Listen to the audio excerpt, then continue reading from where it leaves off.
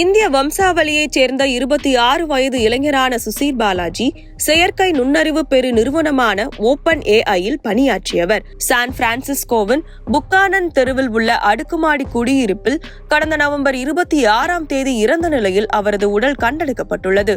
இவர் மறைவிற்கு காரணம் என்ன? விரிவாக பார்க்கலாம். சுசீர் பாலாஜி அமெரிக்காவில் செயற்கை நுண்ணறிவு தொழில்நுட்பம் குறித்து ஆய்வு செய்து வந்திருக்கிறார். ஓபன் ஏஐயில் கிட்டத்தட்ட 4 ஆண்டுகள் பணியாற்றியுள்ளார். அது மட்டுமல்லாது சாட் ஜிபிடியை உருவாக்கிய குழுவில் முக்கிய அங்கமாகவும் இருந்திருக்கிறார். இது தவிர வெப் ஜிபிடி மற்றும் GPT-4 போன்ற பிற திட்டங்களிலும் வேலை பார்த்திருக்கிறார். சுசீர் பாலாஜி செயற்கை நுண்ணறிவு தொழில்நுட்பத்தில் இருக்கும் பிரச்சனையை மக்கள் மத்தியில் பேச தொடங்கியிருக்கிறார். அதாவது ஓபன் ஏஐ என்பது அமெரிக்க காப்பிரைட் சட்டத்தை மீறுவதாக இருக்கிறது என்று 3 மாதங்களுக்கு முன்பு அவர் வெளிப்படையாக குற்றம் சாட்டியிருந்தார். இந்த குற்றச்சாட்டு டெக் உலகில் தலைப்பு செய்தியாக மாறியது.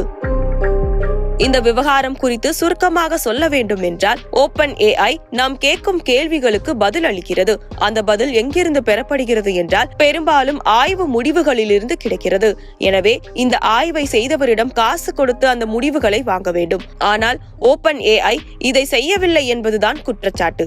உதாரணத்திற்கு ஓபன் ஏஐயில் நாம் ஒரு படத்தை கேட்கிறோம் என்றால் அது கிராபிக்ஸ் பயன்படுத்தி வரைந்து கொடுக்கும். அதிலும் உலகம் முழுவதும் இதுவரை எடுக்கப்பட்டு இன்டர்நெட்டில் பதிவேற்றப்பட்ட படங்களை சற்று எடிட் செய்துதான் ஓபன் ஏஐ கொடுக்கும். அப்படியெனில் ஓபன் ஏஐ கொடுக்கும் கிராபிக்ஸ் படங்களுக்கான சோர்ஸ் ஏற்கனவே எடுக்கப்பட்ட படங்கள் தான். இந்த படங்களுக்கு காப்பிரைட் வாங்கி இருக்க வேண்டும். இதையெல்லாம் ஓபன் ஏஐ செய்யவில்லை என்று சுசீர் பாலாஜி குற்றம் சாட்டியிருந்தார். வணிகங்கள், தொழில் முனைவோரை இந்த ஓபன் ஏஐ கடுமையாக பாதிக்கிறது என்றும், ஓபன் ஏஐ தகவல்கள் சாட் ஜிபிடியை பயிற்றுவிக்க பயன்படுத்தப்படுகின்றன என்றும் கூறியிருக்கிறார். இந்த குற்றச்சாட்டுகள் சலசலப்பை கிளப்பியிருந்த நிலையில் கடந்த நவம்பர் 26ஆம் தேதி சான் பிரான்சிஸ்கோவில் உள்ள தனது வீட்டில் அவர் சடலமாக மீட்கப்பட்டிருந்தார்.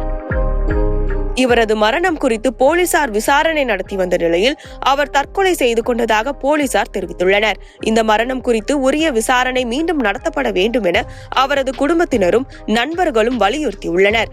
மேலும் தங்களுடைய தனிப்பட்ட சூழலுக்கு இடையூறு விளைவிக்க வேண்டாம் என பாலாஜியின் தாய் கோரிக்கை விடுத்துள்ளார். இந்த நிலையில் ஸ்பேஸ் எக்ஸ் தலைமை செயல் அதிகாரி எலான் மஸ்க் சுசீர் பாலாஜி மரணம் குறித்த அதிருப்தியை தனது எக்ஸ் தளத்தில் வெளிப்படுத்தியுள்ளார்.